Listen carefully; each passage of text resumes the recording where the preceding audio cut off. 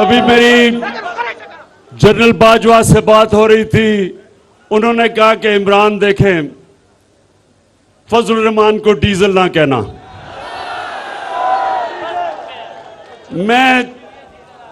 मैं तो जनरल बाजवा नहीं कह रहा, लेकिन अवाम उसका नाम डीजल रख दिया, अवाम ने उसका नाम। अच्छा, अब सुने देखें, अभी डीजल के ऊपर बाद में आते हैं। अभी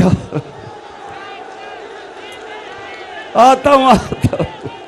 सुने देखे नौजवानों, मुझे मौका नहीं मिलता आपसे हर रोज बात करने का, तो मैं इस मौके का फायदा उठाते हुए सिर्फ मैं आपको एक चीज समझाना चाहता हूं कि इंसान जब किसी के सामने झुकता है,